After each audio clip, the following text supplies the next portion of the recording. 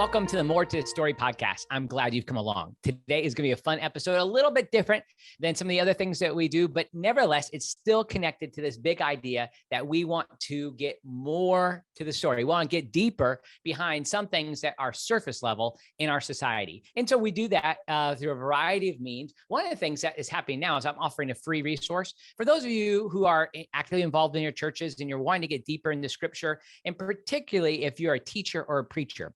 I have a free resource for people. It's called 5 Steps to Deeper Teaching and Preaching. And I'll give that out to folks. It has a 45-minute video, an 8-page document that's available. All you have to do is sign up for my email list at andymillerthird.com. And you can find links for that in the show notes. I'm also really thankful that Wesley Biblical Seminary is the sponsor of this podcast. We're training trusted leaders for faithful churches. We have a variety of degree programs from bachelor's to doctorates. We are even doing things for people who aren't looking for a degree, who are just looking to go deeper in their faith. One program, for instance, comes to mind is the Wesley Institute, a 9-month program where we go through every book in the Bible with seminary teachers teaching on that. It's just a very minimal cost to make that happen. But we found it to be a wonderful thing to help people in churches to be able, and not just churches, but just Christians go deeper in their faith. So WBS.edu, you can find out more about us. And then we're also thankful for WPO Development, a company that helps people all around the country. More than 250 times they've led nonprofits, churches, colleges, universities, hospitals towards successful capital campaigns. They do that through mission planning studies and feasibility studies. So you can Google WPO Development or find a link to them in our show notes. All right. I'm so glad today. This is going to be a fun episode. I have come on the podcast. I'll welcome him in now. Kyle Key he was the founder of Keymaster Games. Kyle, welcome to the podcast. Well, thanks for having me. Now, some people might already know the little secret, and I'm just going to let it out of the bag. We're a family. Kyle and I are a family. I wondered if you're going to break that to everybody. Oh, I'm sorry. It's like insider trading here at the very beginning. So, now it's distant. It's not blood in this sense. So my wife comes from the larger Key family. So my mother-in-law is a Key. So Kyle's dad is Danny Key. And so then we have, that's how I get to Kyle Key. So my wife is a part of that group. So Kyle and Abby share our grandfather. So that's our connection. So no doubt this podcast arose over family kind of get-togethers, and I'm like, this is too good. This is too good. So I love the Key name. I'm thankful to be a part of the Key clan, and now Keymaster Games. I think people could maybe construct a tree out of that. Maybe they'll figure out the connection. It is distant, but still close. Still pretty close. That's right. And where are you, Kyle? Where do you live? Right now, I'm outside of Athens, Georgia. Home of UGA, and that's outside of Atlanta, Georgia too. So, and this is my home office, work from home situation like many do nowadays. So that's right. So before we get to the interesting thing, like you got to the place of becoming like the founder of this game company, which is really fascinating. I want to hear all about like kind of the things that you've done as a leader, the things you've had to do as you've like explored what it means to be a person in business. But before that, what was it that led you to this place in the first place? Like, how did you get there? How did you get to be in a position to want to even invent a game? Yeah, it's a great question. And it's one of my favorite things to do when people, there's people day to day, your interactions. And one of the most common questions people say, okay, well, what do you do? You might be meeting somebody new or something like that. And they're like, well, what do you do? And it's one of my favorite things to look at them straight in the face because I want to catch the reaction. And I just say, I make board games. And 9 times out of 10, there's this look of like, that's a thing? Like you can do that, Yeah. And that's, I get excitement out of that, but because I realize that it is a very like off the wall kind of thing.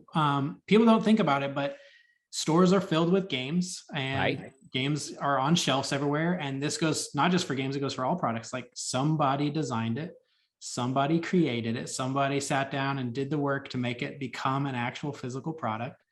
And now it's for sale. Right. And board games are no different. So that's a fun thing to answer people. And second question they ask is like, well, how did you get into that? So right in line. I have a art background, went to Asbury College and studied painting, fine art painting, actually. Yeah. So if you want to talk about degrees, my degrees in painting, how that ends up in board games is this long story, right?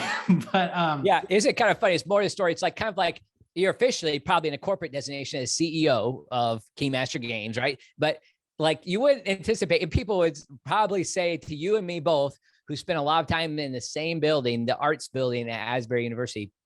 So what are you going to do with that? What are you going to do with that? That is the question. Yeah, that's and yes, officially founder, CEO of Keymaster Games, and I run a international business. We sell worldwide. We have international partners. We have games in different languages, and international partners that translate our games and then sell to their markets and things like that. So, and we sell all across the US too, and online, and it's crazy. And if I looked at myself at that, 20-year-old self in the art department painting pictures, and it's like, yeah, you will eventually, like, you're just going to use art to do board games. Like, I'd be like, I don't know what you're talking about, actually.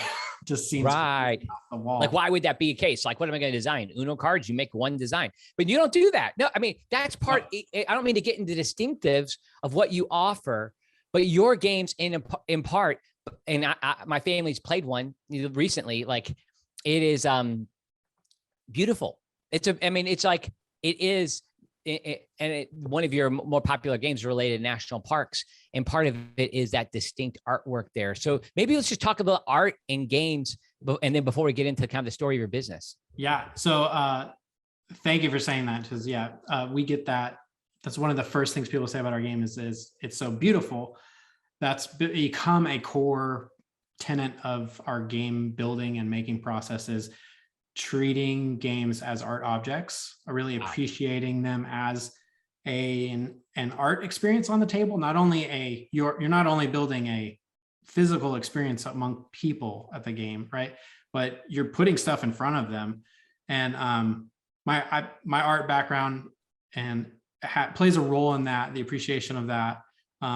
Parks in particular, that's a great partnership because there's over 42 different artists that work on the art in that game. So artists from all over, world-renowned artists working together. So, and we kind of get to be the collaborator, bringing all those people together to make one object that's just really beautiful, right? Wow. Yeah. Yeah, and I have the art background in getting into games. Like I have a painting degree. That comes with a lot of illustration knowledge, and right out of school, that's what I thought. I remember we walked out of school and like, how am I going to make money doing this, right? So I took some graphic design classes as well, and I realized that graphic design is the kind of melding of the digital art with layout and physical objects that we have. So through various jobs up to Keymaster Games, it kind of was one step next led to finally, like, Keymaster Games was the final, like, what I view as like, oh, this is how I do it, and this is what brings fulfillment, right? Interesting. So you got to a place where you're trying to find a way to utilize the gifts that God had given you, what you had already developed, and you're finding. Tell me a few of those jobs along the way. Yeah, like graphic art. Yeah, you're right. Definitely, there was a period where I was actually I'll tell you the funny story first, and then I'll tell you the real serious job after that. Right? The first job I ever got officially hired to do, although I never stepped foot in the office and never had my first day. Okay. So it was a really weird, I tell you, it's kind of funny now that I think of it, but right out of college, I got hired by a fireplace company to sculpt fireplace logs for gas fireplaces. Wow. Right? Yet another thing that's like, that exists, right? Yeah, but sure. People who want I want a birch fire, like a birch logs that have been burning for 4 hours, and I want it to be this big, and that's a thing, and that's what the company did. I got the job as a senior sculptor. A sculptor was stepping down, and they're like, "Yeah, we'll call you when we need you to come in." And then they never called. And I finally tracked them. I had HR meetings and everything. Tracked them down, and they were like, "We have a hiring freeze, so actually we don't need the position anymore." Oh no. Oh, what a crazy time. So that's the funny story, right? I thought I was going to be a sculptor of logs, which would be another crazy story. Man, you missed your chance, Kyle. I know. Maybe I should just do that every once in a while or something. And that led to two other jobs, right? In between, I then became senior brand manager and graphic design lead for Southland Christian Church. And okay. it's in Lexington, Kentucky. So that's a church at the time of about 12,000 members. Yeah. And they had one campus. Now they have multiple campuses. And still to this day, the 3 years I worked there, my job was kind of to prepare them as a brand standpoint and design standpoint to go to a multi-location system. Okay. So now they're living in a multi-location system. And I feel like I was there to set them up and help them work through that process.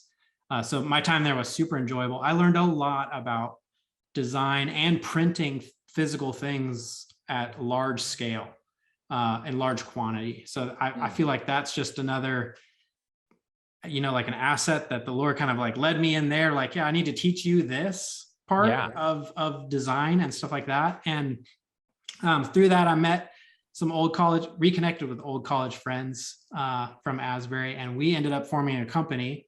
So this is the more serious, formal job. We formed a little company that was a third-party design company, and we worked with ad agencies and experienced designers.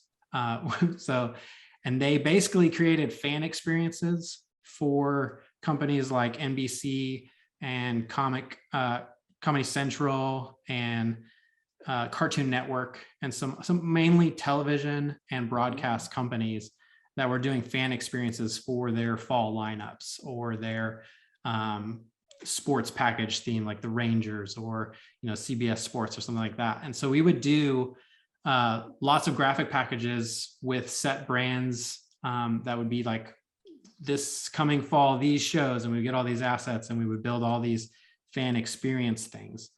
And what's a fan experience like? So like a high net worth person buys something and then gets to come in and meet players, or what I don't. Yeah. Several examples. One, Cartoon Network took over Atlantis down in the Caribbean. So we themed it out with all of the Adventure Time characters in the hotel. So they had standees and things. They basically wanted to turn it into a castle. So how do you turn a hotel into a castle? You put graphics everywhere and you wrap things. We did a lot of work for San Diego Comic-Con, which is a big comic convention in San Diego. We worked where a bunch of Star Wars stuff happens, right? Oh yeah, Marvel, Star Wars, DC, all comic things, and television. Lots of television promotion there. The television has kind of taken over that space. Interesting. And they rent out restaurants and turn them into whatever they want to theme it as. So we did a lot of work for Grimm. If you remember the show Grimm back in the day, we did a lot of Walking Dead things. They turned one of the hotels into Terminus. So if any of the viewers are familiar with the show, like they just brought the show to life for the fans to experience that. And we were in charge of all the design process of that. So wow, it's in examples like that. These companies are spending money and using us to create an experience for their fans. Right. And I learned a lot in that process and about how to create an experience for someone. I feel like that was maybe the key learning point there. Like, wait, you're crafting these experience by putting this stuff in front of people. And I learned a lot about organization and, a lot of printing things as well, a lot of design growth, stuff like that. But I also, there was a lot of growth in that on a personal side of like, this is very stressful. This is very high stakes. This is very time sensitive, is a lot of things. It's very corporate in a sense of like, these things are happening on a set schedule, and these deadlines have to be met, and your feelings and your cares for your family and things like that are not important when this stuff is on the line. Right. Wow. So in a way, it was a very stressful time. It's very like great and awesome to work on all this cool stuff. You're making really cool stuff, but it just doesn't seem right. And there was a breaking point there you probably know what this is, but we can share what this is. But the breaking point was when I found out I had to have a third open heart surgery. And that was right in the midst of that.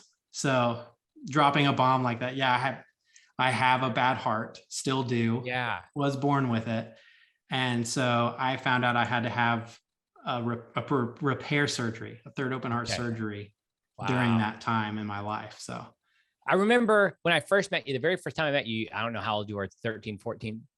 I was just kind of breaking into the family, and you were just having one, and you had wanted to play football, but you couldn't play football. So you ended up being a kicker and golfing. Like you had to do other things. So like, but your like heart issues, like kind of a bad heart. So there's all kinds of theological things that can go along with that. Like, so you started with this has been something that's been a part of your life's experience, right? Like working through the challenges with that. That's been, you met me, and I had my second surgery was in high school. And that's when I did spring training. And then I was like, I want to play. And they were like, let's check your heart. And they were like, turns out you need surgery. I was like, well, I'm glad we checked. I equate it as like car parts. So I very casually talk about it because it is like car parts. I got a bad car to start, so I needed new parts. And just like car parts, the parts they put in are not my own. So like they're going to wear down. Okay. So it's just a constant thing, and I need to repair it every once in a while. So the last one I had was now 6 years ago. And I keep in mind because it's on the same timeline as starting Keymaster Games. So like when we talk about Keymaster Games anniversaries, we're 6 years old. I'm like, oh, it's been 6 years since I had that heart surgery. Interesting. It's a constant reminder. So let me jump in here real quick. Like there's this interesting thing. Like I want to make sure we should come back to at some point, and we can push off the side till later.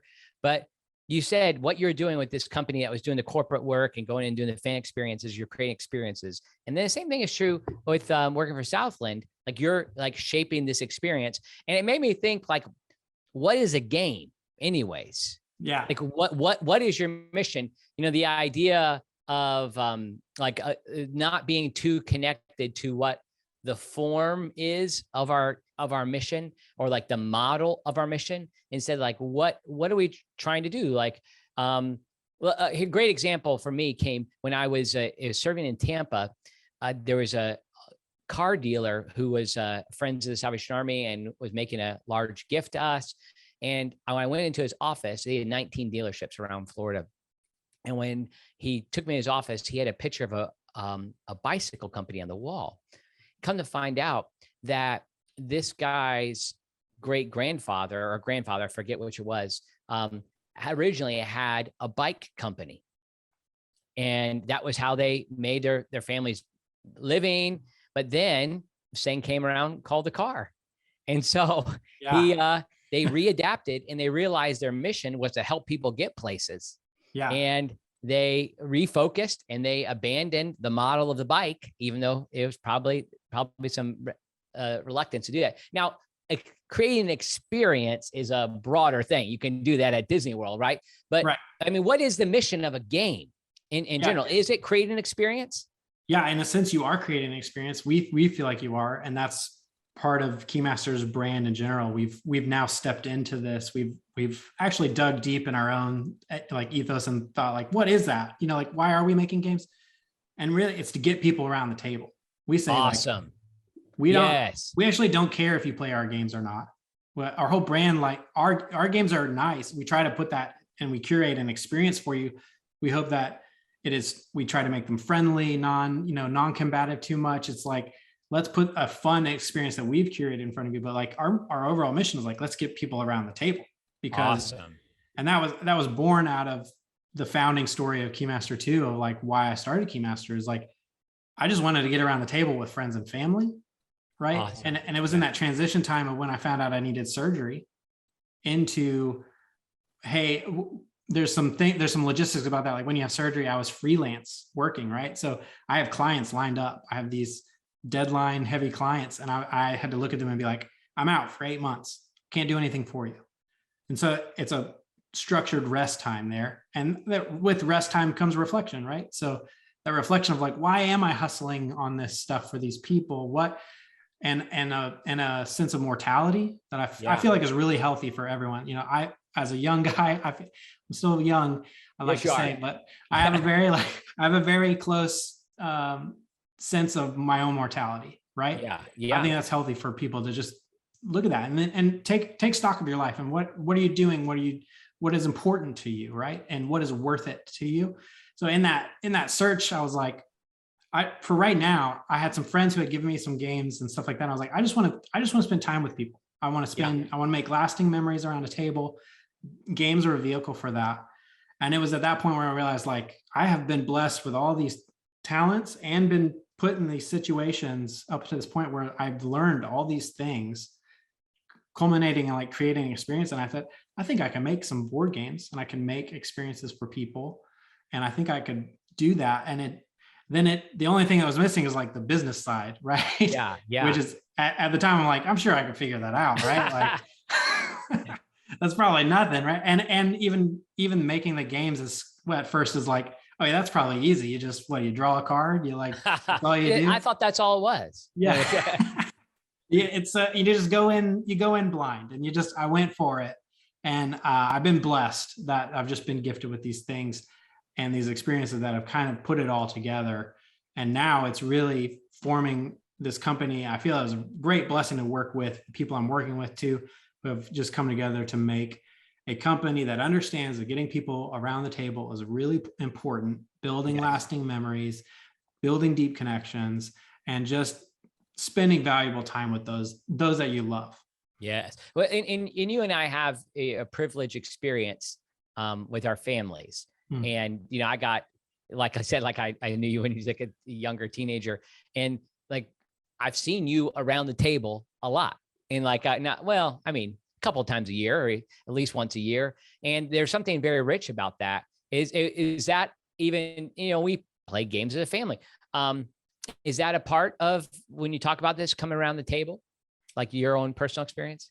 Oh yeah. I mean, and mine goes deeper, you know, like I had grandparents who I spent summers at the grandparents on the farm. We played pinochle, you know, like they were a farming family, right? And there was very little TV. It's more like, let's play bingo and pinochle, right? So in my mind, it's like time around the table, you know, and those games, generic games still, you know, are still powerful because it's like, those are memories attached to that. And I think everyone still has that old game that their grandparents played or their parents played, stuff like that. And reasons why people sit around the table. And we talk about like family gatherings. That's such a great time for a game to step in and fill a space with people who don't spend a lot of time together. And it also opens up conversations and humor and all sorts of things for connection with those people around you. Yeah. It's interesting. One thing I'll say, maybe you've heard this before, and I'm really glad to bring it to you because you might even have classified it sociologically rather than whatever terms you might use. But for me, there's always a little bit of when it comes time to play a game, I take a deep breath, like, well, do I want to work or do I want to just we bought your game and it took us a little while. One of your games, sorry. We bought Trails, and it took us a little while to say, you know what, we're going to learn it.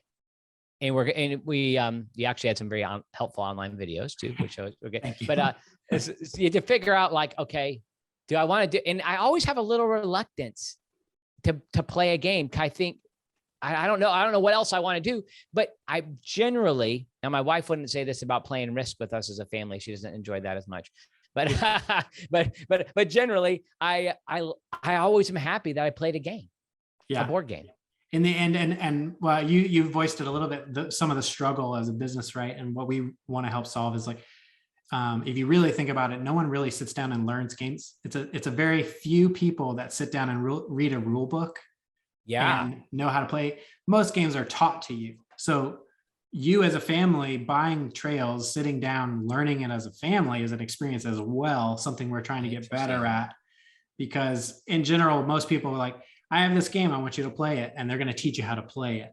Right. We're trying to figure out how to make that more accessible to more people to sit down as a family. And thanks to your saying we have great resources, because we're trying to actively think through, well, how does the family sit down and open the box, and how do they get playing as soon as possible and feel like we're having fun as soon as possible. So it's right. It's all part of it. Yeah, for sure. That is definitely okay. So let's get to the actually the start of the business as a whole. So you kind of had this experience where you're successful, you got these skills that you've developed, you developed the heart, you had the heart surgery again, 8 months out, realized you want to get around the table. But I remember when I came in touch, like even a friend of mine told me about your game and they didn't know we were family. Yeah. So something happened in there. Yeah. But why you So for that to actually happen, I think I have now family and friends who send me pictures of like parks or trails on the shelf somewhere, and I think you sent me a picture too. I did, like, oh yeah. I started designing my own games, home brewing. I just started changing the rules of games I owned, right?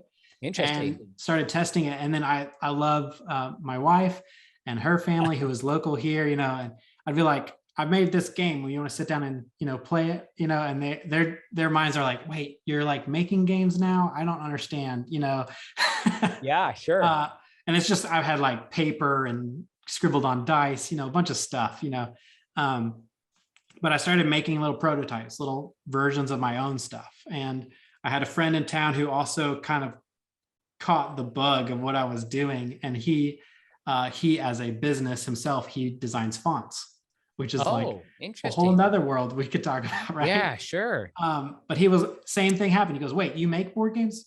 Wait, people make board games. And he's like, I make fonts. I have the same conversations with people about people make this stuff. And so we kind of got together and that launched our first game together. He designed kind of the mechanics of how to play and I illustrated the whole thing. And we put together a Kickstarter campaign for that game. So if what was that one called? Familiar, what was that game called? Control is the name of that game. Okay, gotcha. Yeah. Yeah. And Kickstarter is a crowdfunding platform. So you don't have a product yet, but you pitch it to the crowd and they hand you money if they like it. And Maddox and I, we both kind of were like, hey, we want to make this thing. We think it's cool. I'll pay for it. Let's just put it on Kickstarter. Like we'll pool our money and make it. If people like it, maybe they'll like it, but we'll put it on Kickstarter. And so we asked for, I believe it was $7,000. We thought we needed to produce minimum copies. And if I put them in envelopes and mail them out, like we need about that much money.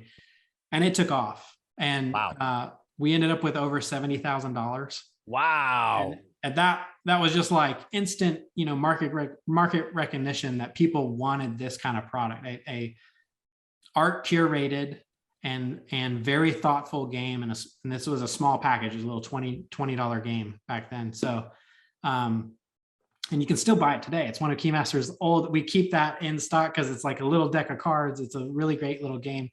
And now it's like $10. I think you can get it for like $10. So that was like the launching point, right? We had instantly were like, well, we're not going to be fulfilling this in our garage. I'm going to need to look at manufacturers because we need to print like 30,000 of these things. Wow. So is that how many $70,000 was worth? Was 30,000 games? I think, I think 30,000 is probably an overestimate. I think we probably printed about 18,000 copies that first run, which in board game terms, that is a success. That is a great success of a game when you're talking about print numbers. So, like in-house kind of packaging and stuff was kind of out the window. Like we can't do that. So all my business models, which I had like kind of made of like, okay, here's what it looks like if we get 500 copies. Here's what it looks like if we somehow sell 1,000 copies. And it's like, all those gone. I got to do way more research, figure out how the other companies do this.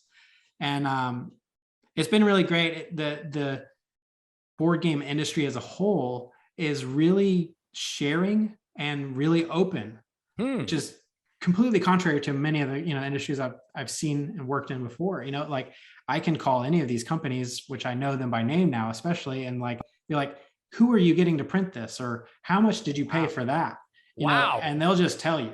And they'll be like, well, here's his number, call him up. I'm sure he'll help you. No way. Yeah. That's crazy. Like I've been around people in business, and like when you find out like if somebody can do something, and then you call, it's like, no, I don't give that information out because like that's your source. Like, you make money on the margins you make from in between the two things. So if you give away that source, you lose. So Wow. Board games live in this weird, I mean, there's some of that for sure, because it is, some proprietary stuff, but like for the most part, everyone's just trying to make fun games for people to enjoy. And when, stuff happens, it kind of affects the whole industry. It's not a very big industry. So they're just like, yeah, let's help each other out. So it's fascinating. It's fascinating. Interesting. So you were able to get to a place where you were able to bring that demand to the market for those people. Yeah. And that was the launch point. And after that, it was like, we should keep making games. So it was kind of pour it all back in the company. What's our next game? Did you? Going. Okay. Yeah. So is that when you started it, like incorporated? Yeah. Well, I tell people I'm kind of an organized artist. I think there's different versions of artists, right? Okay. Like very messy, just always creative. All that. I am not that. I am kind of a list maker and sort of a very organized in that sense. I like to get everything in place before I, do all the creative work almost. Helps with fan experiences, helps with the logistics of all that stuff, sure. Right? So I had incorporated Keymaster Games when I decided we would publish our own game. So it became an LLC, and then I had the Google structure in place. I had the emails all set. And what people don't realize is I kind of had a vision of this and a hint of it because of the people I talked to, but you launch a product like Control, you now have a customer service department. You now have a shipping and handling department that's still just myself and Maddox at the time, right? Wow. So you have dented, damaged box. How do you treat that? How do you treat retailers who want your product in their store because they heard it's the next really great thing, right? So it's like all of a sudden, just all these departments. And luckily I had some of the Google setup, had all the things in place, had a website in place, all that to kind of funnel that to us, at least at that point. So, wow. So where did your game, after you sold the $70,000 worth, that's probably to individuals, but where did you get into stores, and what type of stores did you get into at first? Yeah, we continued to just maintain Control at that time. So after we got the first batch of Kickstarter copies out, we realized that it probably could sell in some stores, and we had a few retailers, so like mom and pop little game stores across the country, who had hopped into the Kickstarter and got a couple copies. When their copies sold, they came back to us and said, I want 10 more, or I want 15 more, because they sell really well. And we of course did the local thing here, where we went to the local stores here, and we're like, we have this game, would you like to sell it in the game, and they are in your store? And they're like, this looks fantastic, sure, this will sell, and it's local. So they sold it there. And while we were doing that, we just created the next game, which was Campy Creatures, a game about B-movie monsters and being a mad scientist, like a theme we really just thought we'd have fun with. And we got an artist to work with us, who Max and I were both just really fans. So that art mentality of like, we want to work with this guy. He's really good. His style is really amazing. I think his stuff would look really good on this game we're making. So we partnered, we paid him to get some artwork on the books. And it was just, at the time, the level of art on board games was not at that level, we felt like. So we thought like, hey, I think we can bring another level of artwork to the industry if we do this. That kind of partnership really wasn't heard of, or I mean, people were partnering, but that level of artwork was new. So that was our second product. And we also kickstarted that because we had a fan base there, right? We had a crowd already, excited, and we had delivered on a promise and a product. So we piled onto that again. And that game in particular caught the eye of Barnes & Noble, which was our first, what we call like big box. Yeah, store, for sure. Wow. So we had by that time we had worked our way into, hey, servicing these mom and pop stores every once in a while is taking up a lot of time. So we had worked our way into a warehousing situation, a consolidator that handles our product, moves it for us to those and takes orders for us. Okay. And then that also got our foot in the door with Barnes & Noble in a big box store. Interesting. So, and here's an industry thing, like Barnes & Noble is one of the more riskier big box stores when it comes to taking a chance on new games. Oh, okay. So if you're getting into like board games and you feel like you want to catch the wave before other people, you can go look at the shelves at Barnes and Noble, and they take a chance on games before any other store really takes a chance. Wow, interesting. Yeah. I think it's interesting of what you've done. To drop back and compare a little bit to what I've been doing this past year is the developing an audience. I had this podcast going for a year and a half, 2 years. It was called Captain's Corner. And when my wife and I were moving to WBS and Jackson, we realized, man, we're going to be, we're going to do this. And we announced it, and people said, keep the podcast going, keep the podcast going. I had enough people say that I decided to get it going. Well, that's led to an audience. You know, it's not gigantic audience, but it's enough of an audience. And now it's like, how do I develop ways to serve people? Now, sometimes like we talk about concepts that separate us from other people. Like we talk about clear Christian doctrines. And that means that like some people aren't really, would rather not hear about that. And so they're not in my audience, right? But nevertheless, like it's an opportunity for me to serve people who have chosen to identify with. And that's kind of like, I want you connect you to do that. But it's the same kind of business principle. Like this isn't, you didn't say, I want to make money. Right. I want to provide, like you have an audience, a group of people who you're helping come around the table. And now you figure out like, how can I serve that audience? Right. And I think you hit the nail on the head there. And if you do that well, then money follows you after that. Right. And you're right. I didn't go into this thinking I want to make money. I went into it thinking, boy, I want to create an experience for people to get around the table and share some memories together. Right. And I had to bring people into the business who help me keep an eye on money. Right. Because I still don't think about like, hey, I want to make money. Right. I just want to make those experiences and create connections from people that, love each other. So you hit the nail on the head on that. And it's very like, we built a community. We still have that community. We still listen to that community. We still want to serve that community in making products that are art forward, easy to approach, and shareable with those around them. Right. And so that goes into our whole core of business of like, what is our next game? What are we making? Like, where are we not offering an availability for people to get people around the table? That all factors into that, and the audience that we've built. So, I love your mission.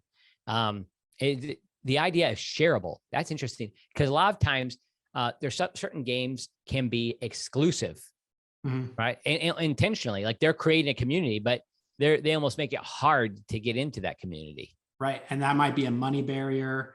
It might be a time commitment barrier. Right. There's a lot of things that factor into that. Yeah. And that exclusivity is there in board games as well. Right. And we try to stay away from that. So how do you do that? How do you make them shareable? How do you make it? It is in the approach of how heavy the game is, and heavy weight of a game is the mechanics of how hard it is to understand, on your first play. I often think about, when I'm designing a game or helping design one of our games, stuff like that, I think about like my parents, or I try to think about people who don't play a lot of games necessarily. Like, this is going to be really confusing for them. Right. So maybe there's a rule that just doesn't need to be there, and you weigh that decision of, does it make the game better? Maybe, but does it also make it harder to understand?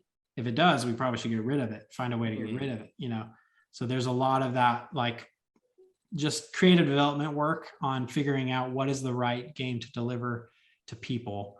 And that plays into the accessibility, the approachability, and the shareability of this game. Because if you learn Trails, we'll use your example, right? If you feel like you played it once and now you feel like you could sit down and teach it to somebody else, well, then we did a good job, right? Okay, yeah. And then you can share it with somebody else in your family or some of your friends, right? Now, Trails, interesting enough, like you told me it was an easier one, so I went to get it, and like you designed it to get in. I'll say it was a little tricky, but there was satisfaction about half an hour, 45 minutes in that I got it, that I figured it out. And I'm glad for that. Like, it's not just Uno, right? Where there's, okay, here's how you play this game. We got it pretty easily. That they're almost, but you were describing to me that there is like, within the gaming world, there's various levels, and you're kind of like a central area. Like Catan is one thing that's really popular, you know, and I forget how you classified those, but there are different levels of games. Yeah, we talked about this a little bit. It's like there are levels of difficulty, right? And when we saw an article last week, we were looking at articles, and there was like a poll article of like the US's most popular game by state, right? And okay, overwhelming, the answers were like chess, Monopoly, you know, Sorry, all these games. Oh, really? Sorry is up there. Yeah, have lived on the shelves for years. You know, yeah. And that is, it's, those exist as people's favorite games because everyone knows how to play them. Yeah. Now, Sorry might be an example of like, I'm not really sure exactly how to play Sorry, but I'm pretty sure I could read that 1-page rule book and figure it out real quick, right? Yeah. It's not that complicated. So, and then you have games like Catan, who are not really in that realm of how complicated. It's a little more complicated than checkers, right? Yeah. So I think more and more people are starting to play more games. So the complexity of games is getting a little bit more complex because more and more people are coming along with the industry and the hobby, right? So they're learning a few more concepts, and Trails sits in that realm of like, there's a few more things rather than just roll and move, right? You need to make some decisions, and you need to think about what you're going to do a couple turns from now. So there's some strategy in that. And then the industry, and we sit there, and that's in the industry has been coined a term of welcoming games, right? So those are welcoming new people. Okay, that's it. Yeah, welcoming games. Yeah. So welcoming new people into the hobby. And when they see the hobby, then they realize that there are games that last for an hour and a half, and they're like purely economics based. And you're building train routes across, 1837, and you are the railroad tycoon, things like that. And you'll play for 2 hours, and maybe no one will win. Maybe it'll be a tie, and to some people, like, that just doesn't sound fun at all. But to some people, that sounds amazing. But what needs to sit in between is a welcoming game to show them that there is all this possibility of games. So I think I said it's like a gateway, for you, like to get from there to the other thing. So do you have games on the spectrum like that are not a welcoming game? So, I mean, currently we live in that welcoming space, right? Okay. So we are developing a game that would fit more in the strategy side, the heavier strategy side. And that will be because us as a company, we kind of sit in between, and we sit on the shelves of mass market retail like Target and Barnes and Noble and things like that. And that is not a heavy strategy crowd, but the industry as a whole is a heavy strategy crowd. So if you look at our games, they would say their games are pretty simple. If you read any of their reviews, they'd be like, pretty simple game. And then you look at, Target reviews or Amazon reviews, like, I opened the box and couldn't understand anything. I'm somewhere in the middle, Kyle. When you said that pretty simple, I'm like, well, the first 45 minutes I was trying to figure it out. I'm glad I did. I did. But and you say you did the tough road of all by yourself, right? But here's the thing. It's interesting. Like, I think people want to do hard things. Like, I'm in an industry, and it's hard to call industry, but it is. And I've made this move to higher education and higher theological education.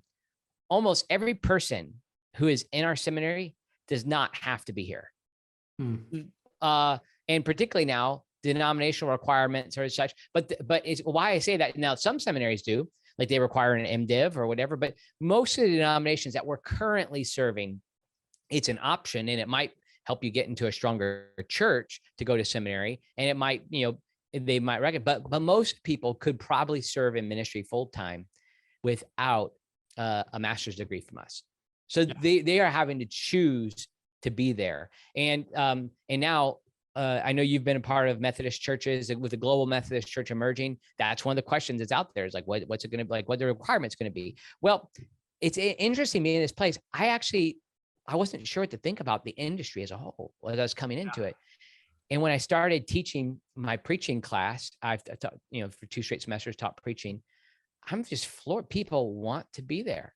Like they're investing financially, their time, and nobody's twisting their arm to be there. Now, maybe a few, but generally that's the case. And it's a beautiful place. And if I'm just trying to, people want the challenge altogether. Yeah. I think it's good that you're embracing that. They do. And we're trying to, like we said, provide an experience where the person who wants to have people around the table with them, right? And they choose to pick our game up off the shelf as their vehicle for that. Yes. And they're investing their time into learning it and we actually want to help them recognize that, like, hey, if you just learn this beforehand, before you sit at the table, right? You become the ambassador for game night. You become the facilitator for a good time around the table, right? Wow. And then you're going to get that like family, friend enjoyment. So it may be difficult for you to learn this game, you know, to where when they look at you and have a rules question, you already know the answer, right? But like, we're here to help you with that. We want to make a product that helps you with that and want to be there on the back end. When you email us, you talk to us, you know, like we want to help you be the game night person that gets everybody around the table. Yeah. And there's that connection. So that's great. That's part of it. So tell us about you have one game that's really taken off. It's in multiple big box stores. Tell us about that or some of your top sellers. Yeah. Trails is in that lineup. So it all comes from the Parks series. So Parks is the name of the game. It's a partnership with a poster series by 59 Parks print series. So all the artwork existed as full-size posters, still does. You can buy them as full-size posters. And we put that into a game that celebrates the national parks. And so, and from that and the popularity of that, we have made smaller versions. Trails, which we've talked about here a lot, is the smaller $20 version of that game. And both those are available in Target.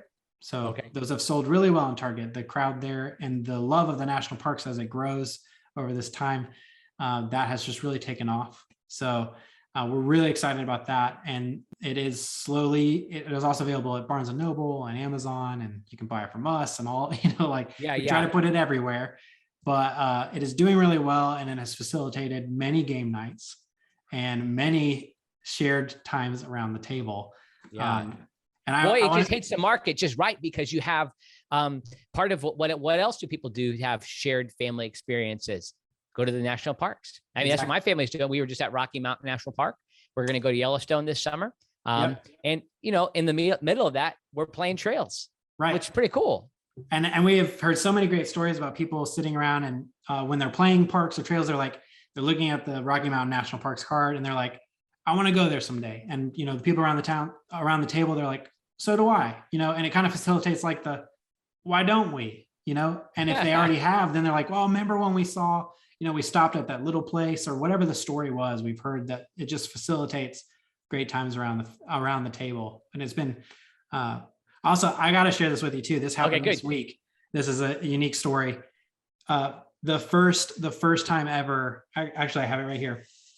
I'll put it on camera, but first time ever Keymaster received a wedding invitation. This was interesting. It was addressed to Keymaster Games. They wrote us a nice note on the back, right?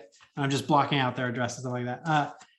They invited us to the wedding. They wrote that they met at a board game cafe with friends and they played Parks and Campy Creatures. And then they continued to meet at the board game cafe and play our games. And now they're getting married, and they were sending us an invite because they said that they just wanted to thank us for the facilitation of their relationship. Wow. And the time around the table. And I was like, oh man, if that's not why we're making games, you know, I don't know what it is. Right. So that was great confirmation of the reason we're putting these things together and working hard on them to create these experiences on the table for people. Oh my goodness. What a great story. You got to do something with that. Are you going to go? Well, it's actually, it's near one of our partners. So I think we might, if we're invited, we'll actually maybe we'll definitely send them like a game night bundle or something, right? To start the relationship off, right? So. Oh, that is awesome. What a great thing. Well, Kyle, this has been so much fun. Now, we're also going to offer, Kyle's very generously giving a gift to one of our listeners. So if you're interested in getting one of his games, what game? We can give away a copy of Parks. Yeah. Parks, there it is. So what you have to do is you take a link and you share a link on social media to this podcast, one of the ones that probably has Kyle's picture on it. And I'll see it that way. And then I'll put your name into a hat and I'll draw one out and you could be the winner. And so then Kyle will send it to you. I'll get in touch with you if you share that way. So thanks, Kyle, for doing that. Yes, of course. We love to, give people games and get them on the table. So thanks for allowing us to do that. Maybe somebody will get married because of it. Who knows? Many more proposals coming. You joke, but it's happened, right? It has happened. Yeah. Who knows how God's going to use this? Okay. So I always ask a question at the end of the podcast. It's called More to Story. And part of the reason I do that is because too often in the life of the church, we just emphasize getting saved. We don't talk about the role of sanctification, being made holy. So I always say there's more to the story. There's more than just being saved. But also there is more to the story of than picking up a game. There's we want to go deeper and learn things about what's going on, but there's likely more to the story of Kyle. You got a pretty interesting life, Kyle, but what's something that you often don't get to tell people about yourself? Oh, this is one of those questions is what else do you do? And I think, oh, there it is. I have found that my board games have brought this out too. My pursuit and research of things is really a fascinating thing. When you make a board game, you get to research a lot of stuff to make it accurate as well when you're doing a theme of something like that. So there's been many avenues I feel like I've fallen down and just not fallen, but just pursued. And so I would welcomely call myself a stamp collector now, which is a whole fascinating thing. And it would take a long time to talk about it, but stamp collecting, I feel like it's a growing thing, right? The pandemic did nothing but help it. But it's so fast, lots of history there, lots of great stories, lots of things there. So there's that. And that keeps me inside, at a table, sorting through things and researching things and art behind it as well. All the art that's commissioned. And then, and I'll give you a bonus one that good. I also enjoy bonsai as well. So the art of plant. Keeping trees in pots is really what it is. Right? The idea of miniaturizing a tree into a pot, right? Yeah. And it's a farming thing. I have, farming roots, but also it's like gardening. It's a form of gardening. You're out, you got to take care of them. They're in pots. They would die if you don't really take care of them. So you got to pay attention to them. And then there's just so many philosophical, spiritual things about pruning them and training them. And I have written some things on my desk too of I need to write a talk about how pruning a bonsai is a lot like designing a board game. You got to let it grow and you got to cut away and all, there's just so many things about it. So is that one behind you right there? No, these are just regular house plants. Okay. Yeah. And some of these just regular plants. All mine, they stay outside all the time. It's a myth, actually. People struggle with that. There is no really indoor bonsai. They sell them at big box stores and they're inside and people think they can grow trees inside, but trees don't do well inside. Yeah. They have to be outside. So yeah. Interesting. It's just that pursuit of research into weird things and fun things has been really great. So stamps and bonsai trees, pretty good. Last week I had one. I don't know if we overlap with you at Asbury. Jonathan Powers, he had UFOs. So you never know. You never know what's going to come when you ask this question. That's great. That's a great question. I love it. Kyle, thanks so much for your time. It's been fun to watch this journey progress, and we're excited to see how God continues to use your skills, from going from being an art major and trying to figure out how this is all going to work together to providing great experiences for people and getting people married. There you go. Right. Thanks. It's been great. And I can't wait to see where else we're led along the way and, where the areas of growth as well. And it's an exciting time. So thank you for having me.